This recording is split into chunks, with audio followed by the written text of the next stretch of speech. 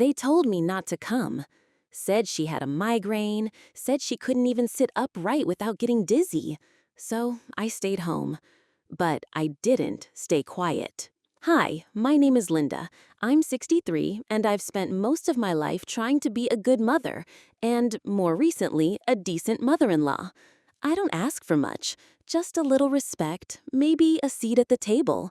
But last Thursday, well, let's just say I learned my place. Or rather, the place they wanted me to stay in. Before I tell you what really happened, take a second to like this video, subscribe, and let me know in the comments, where are you watching this story from? Your messages keep me going. Now let me take you back to that evening, the one that changed everything. I had been preparing all week, a small family dinner, nothing fancy. I even made my famous chicken casserole, the one that won second place at the church potluck back in 1992. I had apples set aside for a tart and a little bottle of sparkling cider because Sarah doesn't like to drink much. Sarah, that's my daughter-in-law. Or maybe I should say my son's wife, since daughter doesn't quite fit anymore. She married my son David 4 years ago. She was bright, confident, always laughing, and a little hard to read. At first, I thought it was nerves, but over time, I realized her smiles were selective, reserved, especially when it came to me. Still, I tried. Every family event, every birthday, every holiday, I showed up with pie or a plant or both. I sent her handwritten cards. I complimented her hair, even when it looked like a rooster's tail. I offered to help with chores. I was never one of those mothers-in-law. But lately, something had shifted. So when David called to cancel our Thursday dinner, I was disappointed, but I didn't push. He said Sarah wasn't feeling well, that she'd been in bed all day. She's got a headache from hell, Mom. We'll do dinner another time, I promise. I could hear the tension in his voice and the background noise. Was that laughter? I told him I understood, that I hoped she'd feel better soon. I didn't ask questions. But after hanging up, something in my chest tightened, a small nagging twist, the kind you get when you know something isn't quite right. Still, I didn't confront. I didn't text or call back.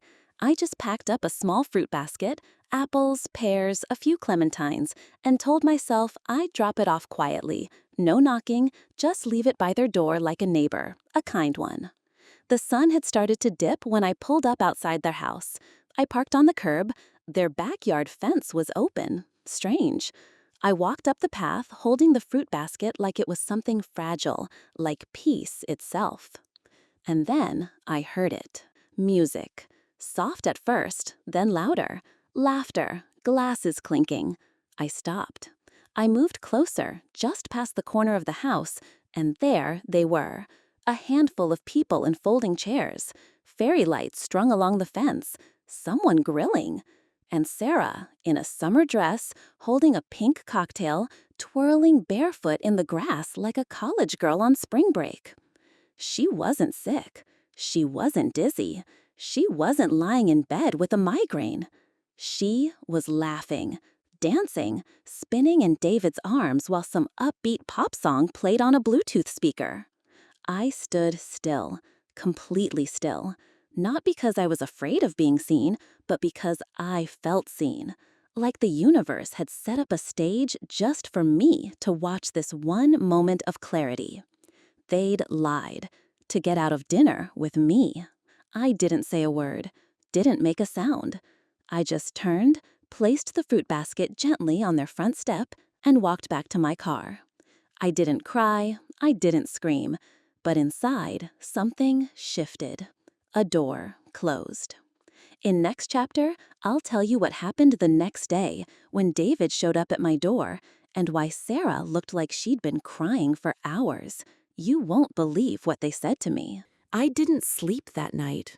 Not well, anyway. Every time I closed my eyes, I saw Sarah spinning barefoot in that sundress, arms lifted, drink sloshing, hair glowing under those tacky string lights. And David, my David, laughing like nothing was wrong, like the woman who raised him had become inconvenient. It wasn't the lie that kept me awake. It was the fact that I let it happen, again. By morning, the casserole I'd made was cold and untouched on the kitchen counter. The apples for the tart had gone soft, and my heart, well, it had grown a little harder.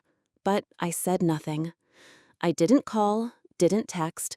I simply folded laundry, swept the porch, and carried on with my day like it didn't ache in my ribs every time I remembered that music from their backyard.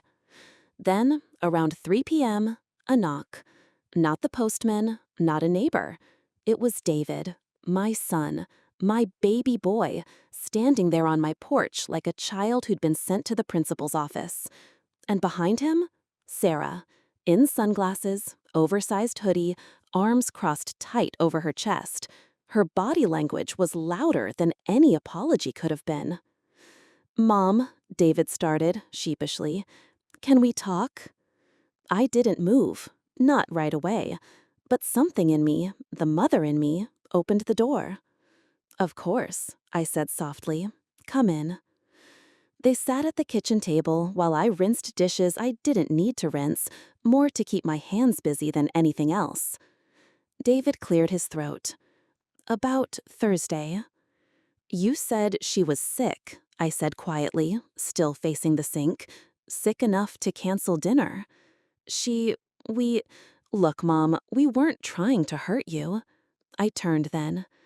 "David," I said, calm but steady, "you didn't just hurt me, you erased me. You didn't want me there, so you lied. And then you threw a party in the exact spot where I was supposed to sit." Sarah finally spoke. Her voice was quieter than usual. "I didn't plan the picnic," she said. "Our friends just stopped by. It wasn't meant to be a party." "Oh," I said, "just some casual fairy lights, a grill, and music. Sounds very spontaneous." She lowered her head. "I didn't mean for it to look the way it looked." I looked at her for a long moment, and for once, I didn't try to fill the silence with kindness. I just let it sit, heavy, like the disappointment in the room. David looked exhausted. "We messed up," he said finally, "but we wanted to make it right. That's why we're here." I didn't reply. "So," he continued, "we're cooking dinner for you, tonight. No excuses, no cancellations. Just us." I wanted to say no. I wanted to say, "You already had your chance." But then I saw his eyes. The same eyes that used to blink back tears when he scraped his knees as a boy. The same boy who once whispered, "I love you more than dinosaurs, Mommy." And I softened, a little. "All right," I said. "Dinner." That evening, I stood in front of my closet for what felt like an hour. It wasn't a date, it wasn't a gala, and yet I felt like I had to dress for battle, emotional armor. I settled on a pale blue blouse, slacks, and a strand of pearls. Respectable, modest, the kind of outfit that says, "I may not be invited, but I belong." Their house looked the same. Same curtains, same wreath on the door, but it felt different, like I was entering a set instead of a home. Inside, candles flickered. A roast was in the oven, and Sarah, to her credit, had set the table with cloth napkins and real silverware. Dinner was fine, pleasant even. We talked about work, the weather, her new yoga class. Nothing deep, nothing painful, just surface-level smiles and polite chuckles, like we were all auditioning for the role of happy family. And then, dessert. David brought out a pie. Apple, my favorite. He sliced it carefully, handed me a piece, and then sat down across from me. "Mom," he said, eyes locked on mine, "there's something else." My heart thumped once, hard. "You've been distant," he said, "not just after Thursday, but before that too. And I get it now." I waited. "I think we took your kindness for granted. You always showed up, always helped, always forgave, so we thought you'd keep doing it no matter what." Sarah nodded slowly. I didn't realize how small I made you feel." That was the moment I finally exhaled. Not because they'd said the perfect thing, but because they'd felt it. Finally. I didn't scold. I didn't lecture. I simply reached for my tea, took a sip, and said, "Well, let's not do that again." And Sarah, she stood, walked over to my chair, and without a word, she hugged me. Not the stiff kind, not performative. A real hug. One that said, "I see you now." In New Chapter, David makes a surprising confession that changes everything I thought I knew about their marriage. And what I decide to do next might shock you. That evening, as I walked home under the quiet canopy of stars, something about the air felt different. Maybe it was the apology. Maybe it was the way Sarah hugged me, warm, honest, no pride.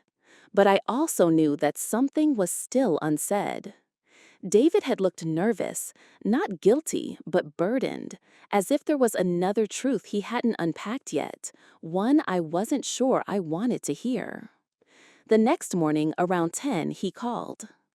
"Can I stop by for coffee?" he asked. His voice was calm, not like the last time when he arrived with Sarah, eyes darting, shoulders tight.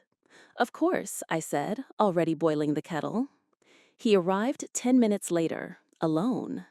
This time, he didn't bring flowers or pastries, just a look on his face I recognized too well, the look of a man who needed to get something off his chest. We sat at the table in the sunroom. The morning light poured in, catching the fine lines on his face. My son, 36 years old, father of none, still with the eyes of the little boy who once believed I could fix anything. "I need to talk to you," he said, wrapping his hands around the mug, "and I need you to really listen." I nodded. "I love Sarah," he started, "but things have been tense." He hesitated. "She doesn't want a child, and I've known that since before we got married. I thought I could change her mind." He looked down at his coffee. "And now I think I'm the one who's changed, or maybe just gotten tired of pretending it doesn't matter to me." That was the last thing I expected to hear, not because of what he said, but because he never, ever talked about this before. "We've been trying therapy," he continued, "but it always ends up the same. She thinks I'm being selfish, I think she's being unfair, and around we go." I didn't interrupt. He needed this, to say it out loud, to let it breathe. "I think the reason we canceled dinner wasn't just because Sarah didn't feel like seeing you," he added. "It's because we'd had a fight earlier that day, a big one, about kids, about family, about the future." He exhaled through his nose. "She didn't want your energy here, not because she dislikes you, but because she knew I was already fragile and your presence would have pushed me one way or the other." I sat still, processing. "So," I said softly, "she partied in the backyard as a way to claim control?" He nodded. "I think so." For a moment, neither of us spoke. Just the distant hum of a neighbor's lawnmower and the occasional chirp of a bird outside the window. "Does she know you came to see me today?" I asked. He shook his head. "She thinks I'm at the hardware store." And then his voice cracked just a little. "Mom, I don't think we're going to make it." That silence between us, it felt heavy, sad, but not bitter. I reached across the table and placed my hand over his. It was warm, shaking slightly. "I want to support you," I said, "but you have to be honest, with yourself and with her. No more pretending, no more hoping someone changes." He nodded. "I know." "And you deserve to be seen, David, loved fully, not halfway." His eyes welled up then, just slightly. He blinked fast and looked away, embarrassed. "You were always the one who saw me," he said, "even when I didn't want to be seen." We talked for over an hour, not just about Sarah, but about his job, his regrets, his fears about turning 40 with no sense of where he was headed. He asked me questions he hadn't asked in years. Do you ever regret staying married to Dad until the end? Did you ever wish you'd left when it got hard? Were you ever lonely, even with us in the house? And I answered, not with sugar-coated lines, but with the truth, because he was finally ready to hear it. Before he left, I walked him to the door. As he stepped out on the porch, he turned and asked, "What would you do if you were me?" I looked at him for a long second, then said, "I'd ask myself one question. If nothing ever changes, can I still be happy here?" He nodded slowly. "That's what I'm afraid of," he whispered, "that the answer might be no." And then he left. I stood on the porch long after he was gone, hands folded, thoughts swirling, heart aching. Not just for him, but for her too. Because as difficult as Sarah had been, I suddenly saw her differently. Not as the villain, not as the liar, but as someone who might have been building a life she didn't fully want either. In New Chapter, I pay an unexpected visit to Sarah, and what she reveals in our private conversation changes everything I thought I knew about her. The next afternoon, I did something I hadn't done in months. I walked right up to my son's house, unannounced. No casserole in my arms, no folded towels, no quiet excuse to just drop something off. Just me, with questions and a knot in my stomach. I knocked on the door twice, gently but with purpose. It was Sarah who opened it. She wasn't in her usual polished look, no flowy dress or bold earrings, just sweatpants and a soft, oversized t-shirt. Her hair was loosely pinned, and her eyes looked tired. She blinked in surprise. "Hi," she said, hesitating. "Is everything okay?" "Can we talk?" I asked. She didn't move at first, just stood there, uncertain. Then, after a long pause, she stepped aside. "Yeah," she murmured. "Sure, come in." The living room was dim, with the curtains drawn. A glass of something half-finished sat on the coffee table. Not wine, water, maybe tea. I sat on the edge of the couch. She sat across from me in the armchair, legs tucked under her like a teenager trying to disappear. "I'm not here to scold," I started softly, "or accuse." Sarah looked down at her hands. "Okay, but I need to say something, and I need you to hear it." She nodded slowly. "I saw the party," I said, "the night you canceled dinner. I saw you dancing, laughing, with friends." Her face went pale, not embarrassed, but almost like a curtain had been pulled. "I left without saying anything," I added, "because I didn't know what to feel." Silence. She bit the inside of her cheek, then said, barely audible, "I didn't know you saw." I nodded. "Well, I did." She looked away, eyes glassy. "It wasn't about you," she whispered. "Canceling, I mean. I know how that sounds, but it really wasn't." "Then what was it about?" I asked, gently. She swallowed. "David and we fought that day. Big, loud. The kind that doesn't really end. It just pauses." "And the party?" "A distraction," she said. "A performance. I needed to feel okay for a few hours. I needed to look like I was fine. For myself and for everyone watching." I let that settle. "I'm not proud of it," she added. "Of lying, of smiling when I should have been honest. But I felt so cornered, like I was suffocating." She finally looked at me, really looked, and what I saw wasn't arrogance or defiance. It was fear, raw, exposed. "I didn't want you to come that night," she admitted, voice cracking, "because I knew I couldn't fake it in front of you. You always see through me. You always have." Her words caught me off guard. "I thought you never liked that about me," I said. She laughed bitterly. "I didn't. I don't. But part of me also envies it. You don't pretend. You never did. And I've spent most of my life trying to make everything look okay, even when it's not." I leaned forward, resting my elbows on my knees. "You don't owe me perfect," I said quietly. "You never did. What I wanted was honesty, not for my sake, For yours." She looked down again, then whispered something I didn't expect. "I think I'm failing him." It hit like a quiet thunder. I think I married someone I deeply respect, but maybe not someone I understand. And every day I pretend that we're aligned, I lose a piece of myself and probably take a piece of him with me. My chest tightened.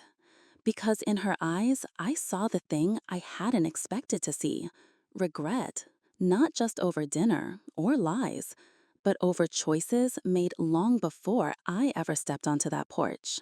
"Does he know?" I asked. She shook her head. "Not like this. He knows we're struggling, but he doesn't know how much I feel like a stranger in my own life."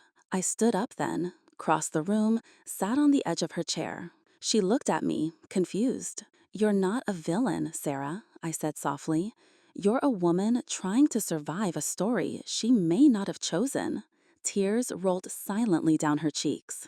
"I don't hate you," I added. "I never did. But you have to stop pretending I'm just the mother-in-law. Because I see you, the real you, and I always have."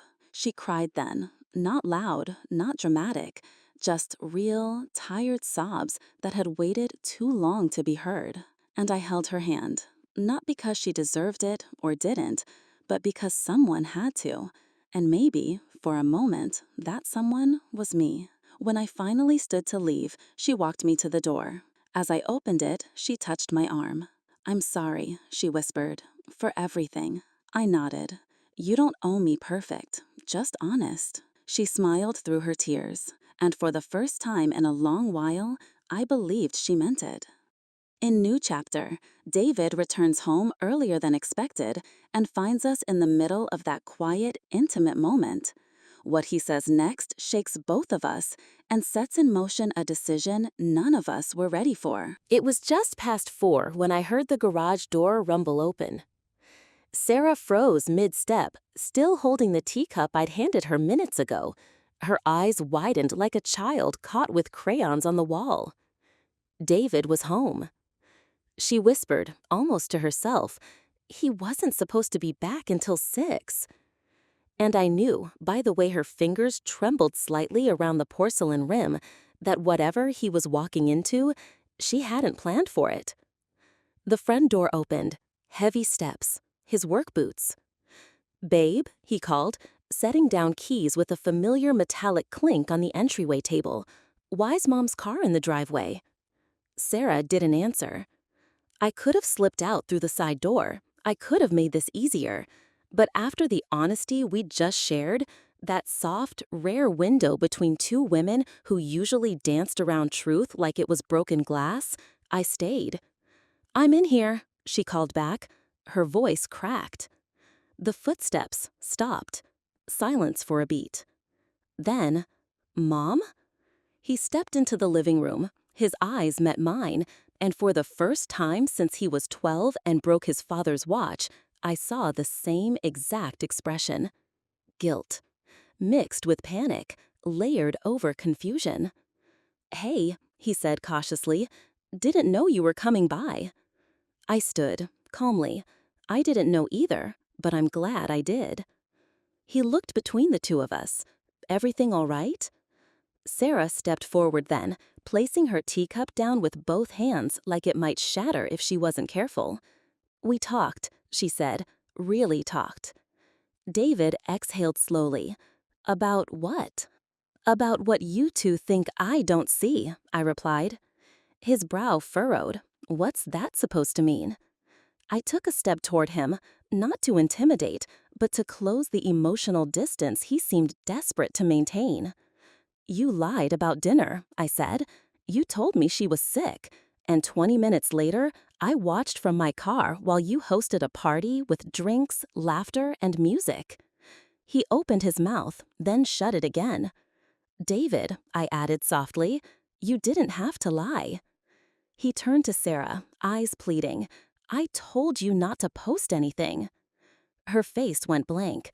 "I didn't. She saw us, David, in person." He flinched, like that made it worse. "Why didn't you say anything then?" "I did now," I replied. And what matters isn't the party, it's why you thought I didn't deserve the truth. He looked down at his feet. Because I knew it would hurt you. And you thought lying would hurt less? I asked. Silence. Sarah took a breath, then spoke gently. David, we've been pretending for months, with your mom, with each other, and I'm tired. He looked at her, confused. What are you talking about? I'm talking about the fact that I can't be the version of a wife you think I should be, and you can't keep making excuses to avoid facing that. I stepped back slightly. This was theirs now. He ran a hand over his face. So what, this is an intervention? You two teaming up against me? No, I said firmly. This isn't about sides. This is about truth, the kind families either face or fall apart from. He sank into the recliner and let out a long, ragged sigh. I didn't think you'd understand, he said after a moment. Any of it. Try me, I said. He looked up. I've been under pressure. Bills, work, the mortgage is behind again. We didn't want you to see us struggling. And you thought hiding it behind mojitos and music would help, I asked. David, I raised you better than that. Yeah, you raised me with nothing, and still taught me to pretend I had everything. The room fell silent. He looked up quickly. I didn't mean it like that. But maybe you did, I replied. And that's okay. Sometimes pain leaks out in sentences we don't plan. Sarah moved quietly to sit beside him. David, we're not okay, and we've been acting like we are, but I don't want a marriage built on shared performances. He looked at her, eyes red. So what do we do? She looked to me, then back at him. We start over, she said, and maybe we invite honesty to the table this time. It wasn't perfect, it wasn't resolved, but something shifted in that living room. Not a conclusion, a beginning. And for the first time in years, I didn't feel like an outsider in my own family.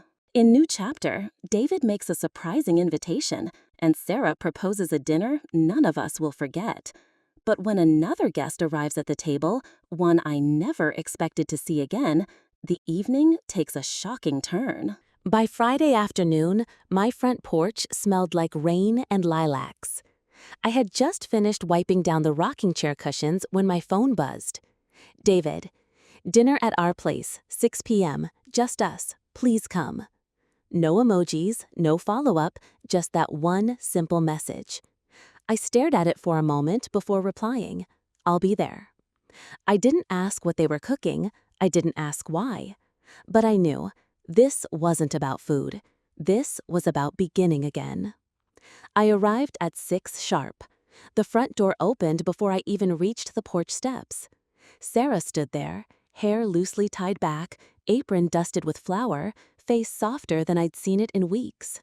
She gave me a small smile. Hi. Hi, I said.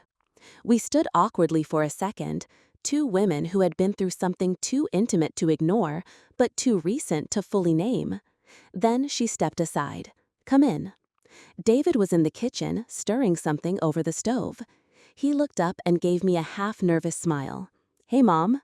Hey, honey. He wiped his hands on a towel and walked over. Thanks for coming.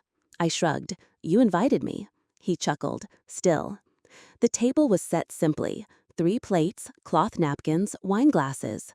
There was a little candle in the center. Nothing extravagant, but intentional, thoughtful. Dinner began quietly. Roast chicken, green beans with garlic, mashed potatoes that still had the skin on. Comfort food, real food. We talked about nothing at first, weather, traffic, a neighbor's new dog. But after a while, David cleared his throat. I wanted tonight to be different, he said. I looked up from my plate. Different how? He glanced at Sarah, who gave him a nearly imperceptible nod. Honest, he said. He put down his fork. I was embarrassed last week, not just about lying, but about you seeing us like that, having fun while we shut you out. I stayed quiet. I think part of me resented how you always managed to make things look easy when I was a kid, he continued. But the older I get, the more I realize how hard it must have been. He looked at me. You did everything for me, and I keep forgetting that you still are. You're not just my past, you're my present, and you deserve better from me. I didn't say anything right away. Instead, I reached across the table and touched his hand. I never wanted perfection from you, I said, just truth. He nodded slowly. Then Sarah spoke, voice softer. And I never wanted to replace you or compete. I think I just didn't know how to share David, especially when I wasn't sure who I was myself. Her eyes watered a little. But I do now. And if it's not too late, I'd really like to try. It could have ended there. Peaceful, emotional, a nice ribbon tied around an ugly misunderstanding. But then came the knock. 3 short taps on the door, firm, familiar. David frowned. We're not expecting anyone. Sarah stood up. I'll get it. I sat frozen. I didn't recognize the knock, but something in my chest tightened. A minute passed. Then another voice, slightly raised, floated down the hallway. A voice I hadn't heard in years. Are you going to let me in or what? Then Sarah returned to the dining room, pale, eyes wide, voice barely above a whisper. David, she said, it's your father. My stomach dropped. David stood up so fast his chair scraped the hardwood. He what? Sarah just shook her head. He said he needs to talk to all 3 of us, right now. The room turned cold. David looked at me, then the door, then back again. I haven't spoken to him since I was 16, he said. I stood. My voice was calm. Then maybe now's the time. He hesitated, and then nodded. We walked together toward the hallway, and just before we turned the corner, I heard the man say, I heard you've been telling stories about me, Mary. Let's see if you've told the whole truth. In New Chapter, the dinner takes a shocking turn as the man I thought I'd left behind steps back into our lives, with secrets of his own. But this time, I refuse to stay silent. I hadn't seen Mark Jenkins in over 15 years. But the second he stepped into that hallway, flanked by the light from the porch, I recognized everything. The pressed shirt that never wrinkled, the false confidence in his walk, the smugness he always wore like a second skin. He looked older, of course, gray now, a little thinner, but his voice, that stayed the same. Hello, Mary. I kept my arms at my sides. You weren't invited. He smirked. Never stopped me before. David stood still, his jaw tight, hands in fists at his sides. I thought you lived in Arizona, he muttered. Mark shrugged. Thought I'd pay my family a visit. Heard some stories going around. Thought it was time to clarify a few things. He glanced over my shoulder. At the dinner table, the flickering candle, the untouched wine. What's the occasion? Reunion? Confession night? I turned and walked back into the dining room without answering. Come in or don't, I said over my shoulder, but don't waste my time. Mark followed, casual as ever, as if he had every right to be there. Sarah stayed frozen by the wall, eyes darting between all 3 of us. David pulled out a chair at the far end of the table. Sit then. I'd rather stand, Mark said. Suit yourself. I sat, crossed my arms, and stared at the man who had walked out on us when David was still in braces, who hadn't paid child support, who missed birthdays, graduations, the time David broke his collarbone falling off a bike, all of it. He cleared his throat. So, he said, I hear you've been telling lies. David turned slowly. What lies? Mark's eyes flicked to me. Your mother's version of the past. It's dramatic, I'll give her that. She didn't tell me anything you didn't already prove yourself, David snapped. Mark raised an eyebrow. Really? She told you I left because I was a selfish bastard who didn't want a kid? David didn't answer. I stood. Don't pretend it was more complicated than that, Mark. Oh, but it was, he said, voice smooth. You never told him about the letter, did you? A silence dropped like a stone. David looked from me to him. What letter? I froze. Mark grinned. The letter I left before I left town. The one explaining everything. My job offer in New York, the timeline, the reason why I wanted custody for 6 months out of the year. The one you never gave him. My throat went dry. Sarah spoke, hesitant. Is that true, Mary? I didn't look at anyone. He made excuses. I made choices. Mark stepped forward. No, you made sure he hated me. David stood. Stop. He turned to me. Mom, did you hide that letter? I said nothing. Mom. I looked him in the eye. Yes. The air in the room vanished. Sarah sat down slowly, hands trembling in her lap. David's voice cracked. Why? I swallowed hard. Because I knew what you needed, and it wasn't him. You were scared, angry, confused, and I didn't want him coming back and confusing you more. You didn't trust me to decide? I didn't trust him to stay. Mark chuckled darkly. So you burned the bridge before I even got a chance. I turned to him, voice cold. You lit the match the day you left. David rubbed his temples. This is insane. I took a deep breath.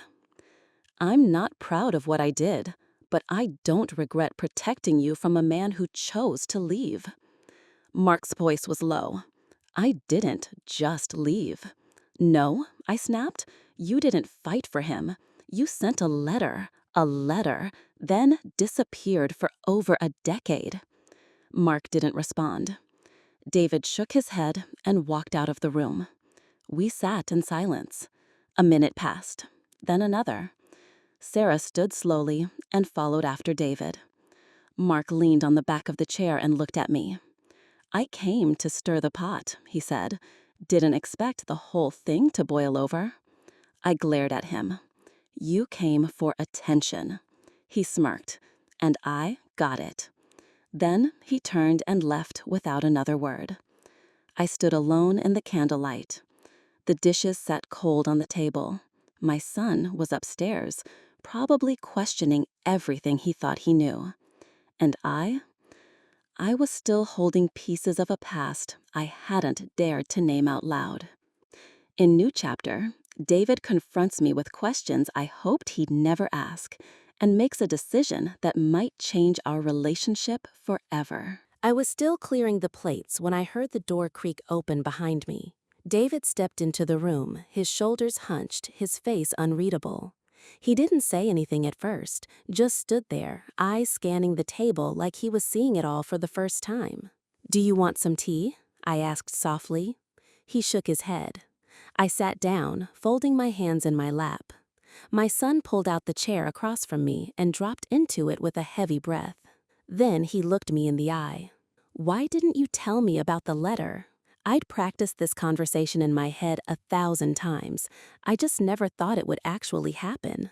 "Because," I said carefully, "I didn't think it would help you. Back then, you were fragile, David. You barely slept. You were angry at the world. You wanted answers, simple ones. I didn't have any." He leaned forward, elbows on the table. "But you did. You just didn't share them." I didn't argue. "You think you were protecting me," he said, quieter now. "But you were protecting you. You didn't want me to know that he tried." I winced. He saw it. "That's it, isn't it?" "I didn't want you to get hurt again," I whispered.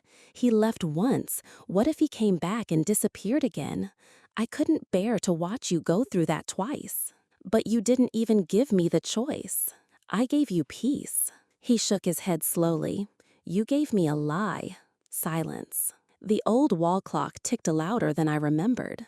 "I spent years hating him," David said, his voice breaking, "thinking he never cared, that he didn't even want me. I built my whole idea of what a father wasn't around that." "I know." He looked up, eyes red. "So what now?" I blinked. What do you mean?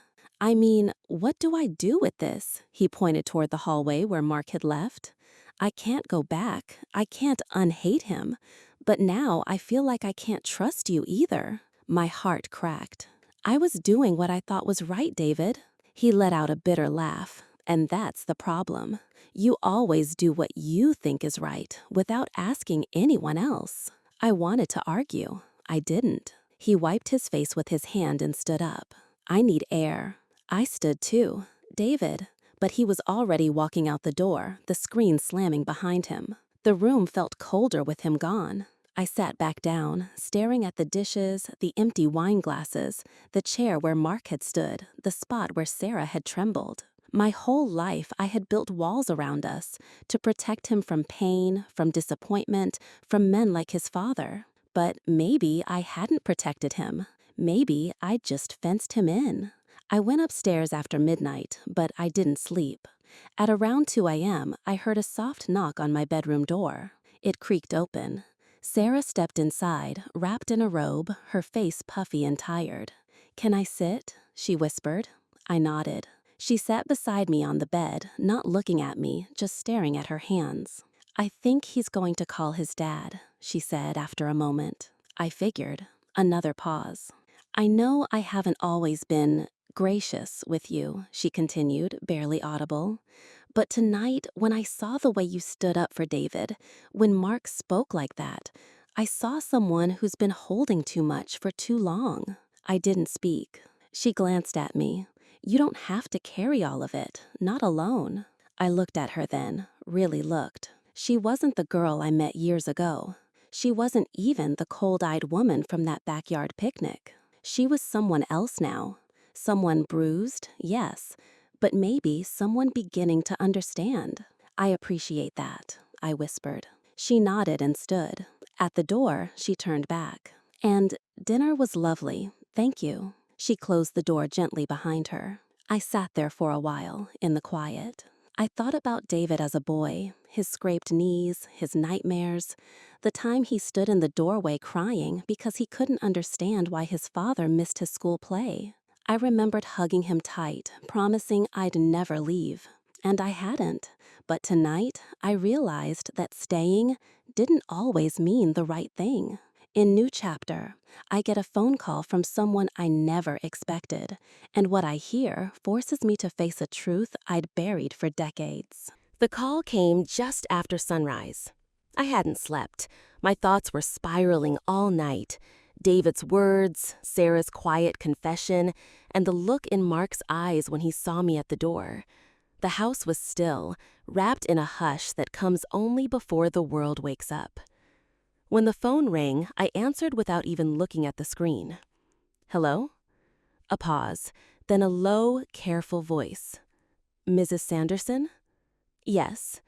This is Dr. Ramirez, from Rosewood Assisted Living." My stomach turned to ice. "I'm calling about Mark." I didn't remember sitting down, but somehow I was in the kitchen chair, my hand gripping the side of the table so tight my knuckles hurt. "He's what?" "He came to us 2 nights ago, said he needed help, said he didn't trust himself anymore. He checked himself in under a short-term evaluation. We were trying to reach next of kin, and your name was on the paperwork." I closed my eyes. "I see." There was a pause. "Would you like to come visit him?" I hesitated. The answer wasn't easy. My brain said no, but my heart? "Yes," I said quietly. "I'll come this afternoon." I told no one. David had taken off early for work. Sarah was still sleeping. I scribbled a note on the counter, went to run errands, back before dinner, and drove across town. The parking lot of the Rosewood facility was oddly cheerful. Potted flowers lined the walkway. There was a wind chime on the porch, swaying gently in the morning breeze. A nurse led me through sterile halls and soft carpeted turns until we reached a quiet lounge, where Mark sat alone in a chair by the window. He didn't see me at first. He was staring out at the garden, a notebook in his lap, pen in hand. He looked older, thinner, like someone had drained all the arrogance from him and left only regret. He turned when he heard me approach, and for a long moment, we just stared at each other. Then, finally, he said, "I was wondering if you'd come." I didn't sit. He looked back toward the garden. "I didn't lie, you know. I was sick that night." I waited. Sick of myself. Still, I didn't say a word. "I've made a mess of everything," he muttered. "David, Sarah, you, him." His fingers tapped the notebook. "I know," I finally replied. He blinked. "That's all?" I shrugged. "What do you want me to say? That you were right to disappear for 20 years? That I should have told David everything?" He shook his head. "I just wanted a second chance." "That's not something you're owed, Mark." He nodded, slowly. "I know." We stood in silence for another minute. Then I sat. He looked at me like I'd given him something sacred. "I didn't want to leave back then," he said, his voice cracking. "But I thought it was better than staying and dragging you both down with me." "That's convenient," I said, maybe a little too sharp. He winced. "I'm sorry." "Why are you really here, Mark?" I asked, leaning forward. "Is this just another disappearing act with new curtains, or are you finally going to do something that means something?" He opened his mouth, closed it. Then he reached into the notebook and pulled out an envelope. "For David," he said. "I've been writing it for a long time. Maybe he'll read it now." I took it, but I didn't say I'd deliver it. On the way home, I stopped at a red light near the elementary school David used to attend.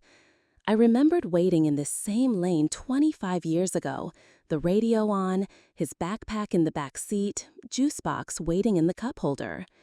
I remembered the day Mark didn't show up to pick him up, the phone call from the office, the panic, the realization. I remembered how I had held my son that night and told him everything would be okay. And now, decades later, I was holding that same child's future in a sealed envelope. When I got home, the sun was higher, the air heavier. Sarah was in the kitchen, holding the note I'd left. She looked up, eyes worried. "Is everything okay?" I nodded, and I lied. "Yes, just errands." She didn't push.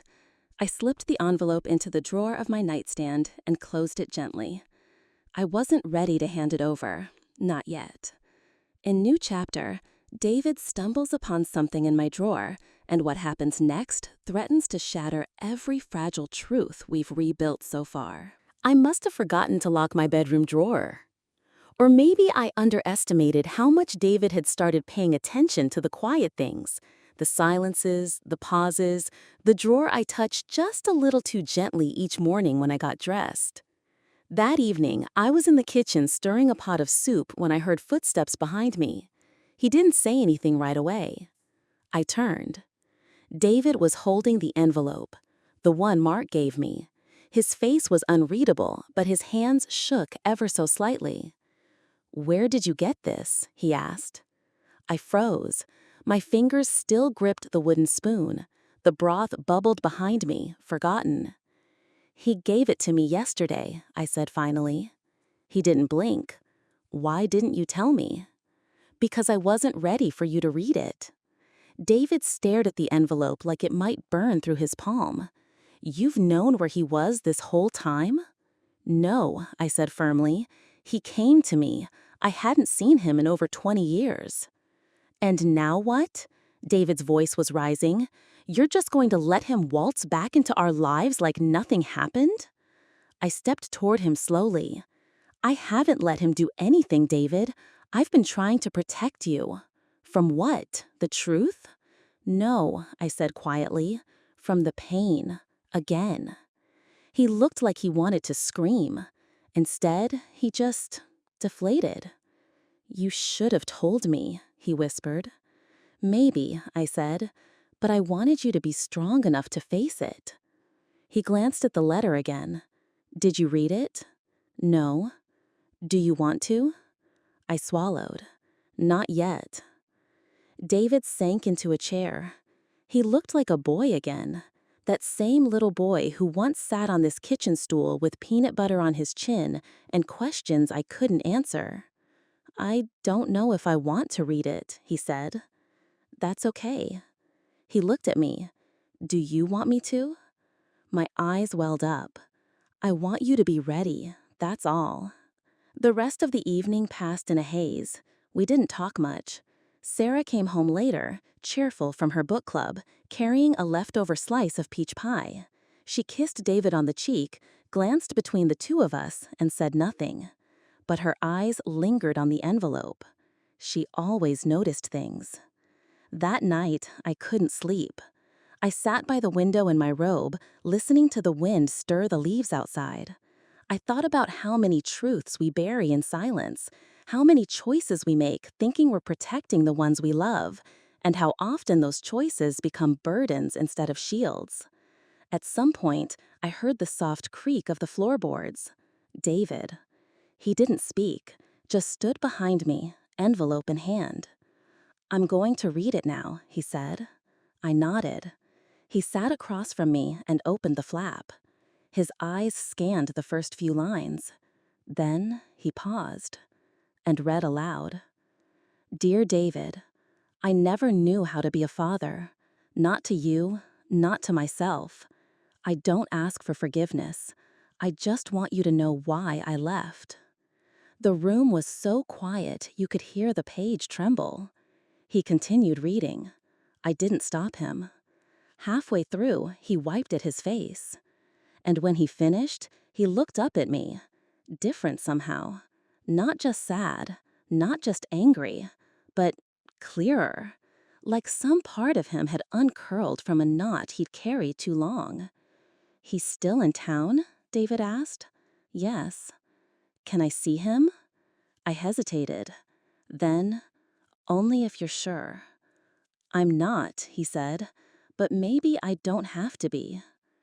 In New Chapter, David confronts the man who walked out on us both, and what Mark confesses changes everything David thought he knew about our family, and about me. David didn't knock. He just walked across the tiny parking lot behind the old diner, where Mark had agreed to meet him, hands shoved deep into his pockets, his eyes locked ahead like he couldn't afford to look away. The sun was low, casting golden shadows across the cracked pavement. The air smelled faintly of bacon grease and spring rain. Mark was already there, sitting on a bench outside, arms resting on his knees, wearing the same brown leather jacket he used to wear when David was a child. Older now, softer in the face, but still him. He stood when he saw David approach. They stared at each other in silence for a moment. You look just like her, Mark said quietly. I know. There was no hug, no handshake.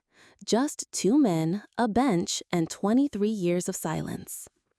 I read your letter, David said. Mark nodded. I figured. David sat beside him, careful to leave a gap between them. He didn't know what to feel, or what he was even hoping to hear. You say you don't want forgiveness, David said. Then why come back? I don't want to leave without trying. David scoffed. You mean die? Mark looked down at his hands. Stage 4 lung cancer. I got maybe a year, maybe less. Silence. David blinked hard. Why now? Mark's voice broke a little when he answered. Because dying alone sounds even worse than living alone. They sat there, breathing in the stillness. David wanted to yell, to punch a wall, to scream about every Little League game he missed, every school play, every night Mom cried when she thought no one heard. But instead, he just said, You didn't even say goodbye. I know. You just disappeared. I was drowning, and instead of swimming toward you, I ran. David clenched his jaw. That doesn't make sense. I know, Mark said again, but it's the truth. David stood suddenly. You don't get to rewrite history just because you're dying. Mark didn't flinch. I'm not here to rewrite it. I'm here to hand you the pen. David paused. What's that supposed to mean? Mark reached into his jacket pocket and pulled out a small folded paper. I wrote something else. Not for you, for your mother. David hesitated. Why didn't you give it to her yourself? I didn't have the courage.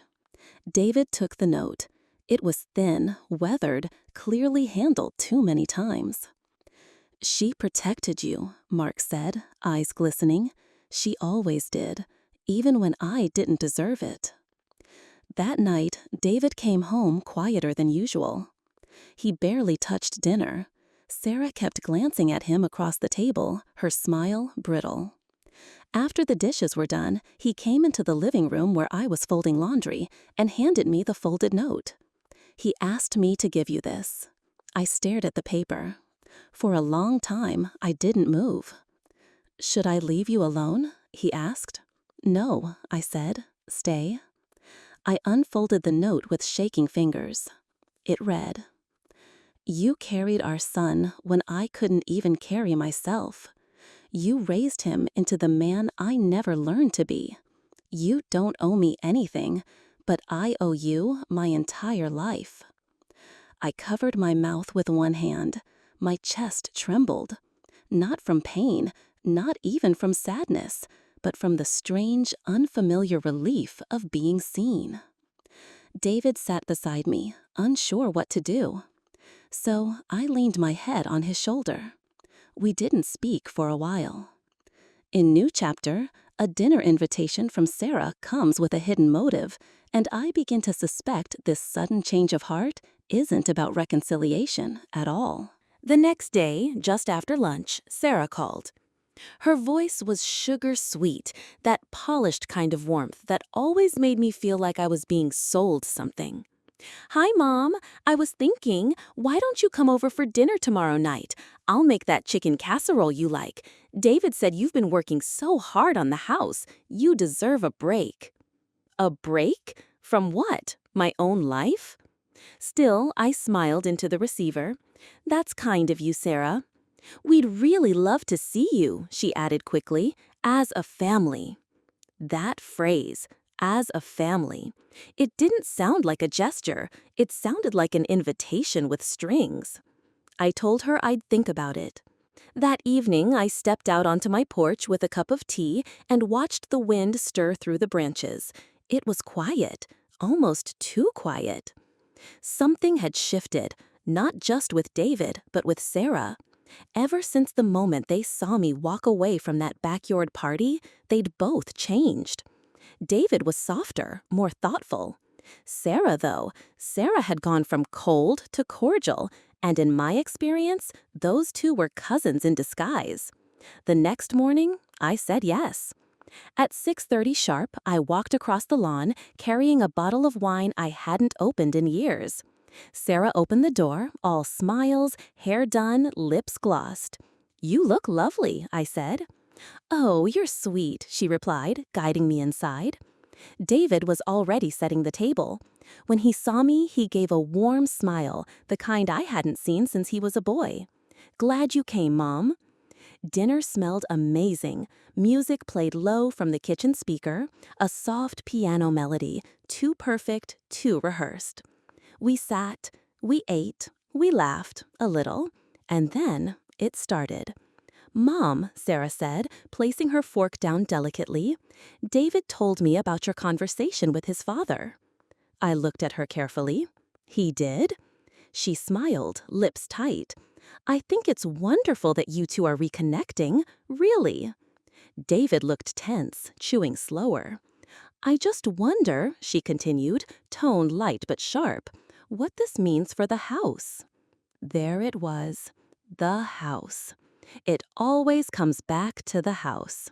The deed was still in my name, always had been, even after David moved in, even after Sarah redecorated every room and claimed the sunroom as her yoga space.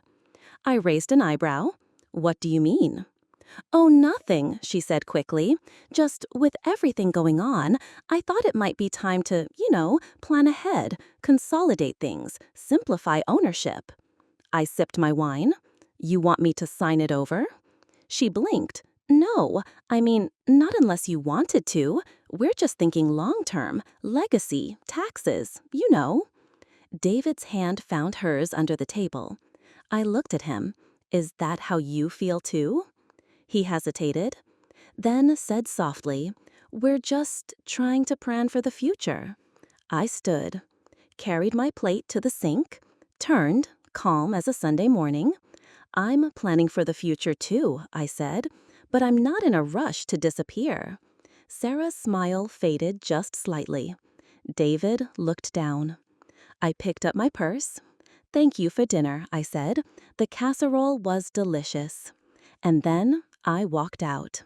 Again. But this time, I wasn't just leaving their house. I was leaving their expectations behind. In new chapter, I meet with my lawyer and find something in the house deed neither of them remembered. Something that gives me the upper hand. And a choice I never thought I'd have. The next morning, I pulled out the deed. It had been tucked in the drawer of my writing desk, inside a manila folder marked Home, 1989. Faded ink, but still legible. My name stood alone on the title. Not mine and Mark's, not mine and David's, just mine. And that wasn't the only document in the folder. Behind it, a handwritten letter from Mark, dated 2004. I hadn't seen it in years, not since the estate lawyer handed it to me after the funeral. I remembered the shaky envelope, his looping script, to be opened only if needed. I guess today it was needed. I read it slowly, the way you read something that might change you. His voice came through every sentence, soft, firm, final. If they ever try to pressure you, remember this house was always meant to be yours. I didn't put David's name on it for a reason. Love him, but don't let him take what you built. I held the paper to my chest for a long moment. Then I folded it carefully, placed it in my handbag, and called my lawyer. An hour later, I was sitting in Mr. Berman's quiet office. He was an older man now, rounder than I remembered, with kind eyes and a sharper mind than ever. Still sharp as a tack, he said with a grin, skimming the documents. Yes, ma'am. House is entirely yours. No contest, no loopholes. What if someone tries to contest it? I asked. He looked up. They lose, but we can strengthen it. He handed me a pen. Let's put it in writing. Your living will, your successor choice, everything. So I signed and made it official. David wouldn't inherit the house. Not by default, not without asking, not without respect. I stepped outside into the autumn air, crisp and clear. For the first time in months, no pressure in my chest, just peace. But that peace didn't last long, because when I got home, Sarah's car was already in my driveway. She was pacing, wearing heels too high for walking, and she wasn't smiling. I need to talk to you, she said, the moment I stepped out of my car. I didn't flinch. You're here alone? She nodded. David doesn't know I came. That told me everything I needed to know. Inside, we sat. She didn't want tea, just answers. I just don't get it, she said. You say you want to be close to the family, but you keep pulling away. No, I corrected. I pull back when I feel like I'm being handled. Sarah shifted in her seat. You're his mother, she said. He wants to take care of you. By having me hand over my home? Silence. Then she said, too quickly, we weren't trying to trick you. We were just thinking of what's best. For whom? I asked gently. She looked at me, and for the first time I saw her. Not the version that David loved, not the hostess, not the perfectionist. Just a woman who was afraid. Afraid I wasn't going to roll over and disappear. I've taken care of it, I said, legally. Her brows knit. What do you mean? I mean, the house is mine. It will stay mine until I say otherwise. She opened her mouth, then closed it, like a fish who swam into unfamiliar waters and realized the current wasn't hers to control. Then she said something I didn't expect. I was jealous, of how much he loves you, of how loyal he is to you. I didn't say anything. She stood, brushed invisible lint off her jacket. I'll tell him I stopped by, she said, but maybe I won't mention the rest. That's up to you, I said, but if he asks, I won't lie.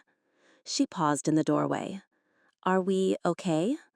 No, I said, but we could be, if we stop pretending. She nodded and left. That night, I lit a candle and sat by the window. No TV, no radio. Just the hum of silence, like a soft conversation between me and the house that had sheltered every version of me. Mother, wife, widow, woman. In new chapter, David returns with a question I never thought he'd ask. What I say next will define what kind of future we have, or if we'll have one at all. 2 days after Sarah's visit, I heard David's knock.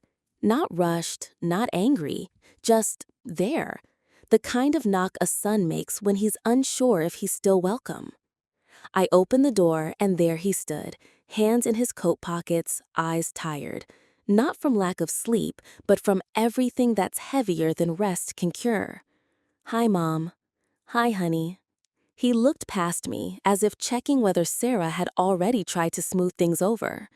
She told me she came here, he said. I nodded. She did. He hesitated. Can I come in? We sat in the kitchen, the same table where I'd made his school lunches, mended his broken toys, where I cried after his father passed. Now he was a man sitting across from me, unsure how to speak to the woman who raised him. He didn't start with excuses. He started with memory. Do you remember that time you brought popsicles to the baseball game, even when the other mom said no snacks? I blinked. That was 25 years ago. You said if a kid runs hard, he deserves something cold and sweet, even if it melts before the third inning. I smiled. That does sound like me. He looked down. I forgot that version of you. I think Sarah's never seen her at all. There was a silence between us. Not awkward, just full. Then he said, "You've always been good to us. I don't know when I stopped appreciating that." I didn't rush to respond. I let the weight of his words settle. I think you both got caught up in what you thought life should look like, I said softly. Perfect dinners, big decisions, clean outcomes. And when I didn't fit into that image, we pushed you out, he finished. He took a breath. I don't expect you to forget everything, but I hope you'll still come to dinner. Will Sarah be there? He nodded. And she'll apologize, for real this time. No pressure, no expectations. Just come if you're ready. I studied him. He wasn't trying to win. He wasn't even trying to fix it. He was simply showing up. And that, after everything, mattered.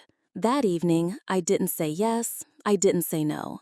Instead, I walked with him to the door, hugged him tight, the way mothers do when they know their sons are finally growing up, not because they got older, but because they learned something hard. The next day, a bouquet of flowers arrived on my doorstep, no card, but I knew the handwriting on the envelope, Sarah. Inside, just 5 words, "Please give us another chance." That Sunday, I walked across the yard. The backyard was quiet this time. No cocktails, no music, just a table set for 3. Modest, honest. Sarah stepped out first. She didn't speak, just wiped her hands on a napkin and looked me in the eye. "I'm sorry," she said. Not grand, not performative, just honest. David pulled out a chair for me. "I made pot roast," he said. "Your recipe." And for the first time in months, I sat. We ate slowly, talked gently, laughed once or twice. It wasn't perfect, but it was real. Later that night, as I returned home, I lit the same candle I'd lit the night after Mark's funeral. the one I always lit when I needed to feel his presence. I sat by the window again, looked out at the house next door, my son's house, and for the first time in a long time, I felt connected. Not because I'd given in, but because I'd stood tall, quietly, firmly, with dignity, and they saw me. Not just as mom or the woman with the deed, but as someone who still had power, still had value, and always had love. Before that Sunday dinner, I thought I'd lost them both. But it turns out you don't always have to shout to be heard. Sometimes, quiet strength is the loudest message of all. Thank you for listening to my story. If this touched your heart, please consider subscribing, leaving a like, and telling me in the comments, where are you watching from? It means the world to me.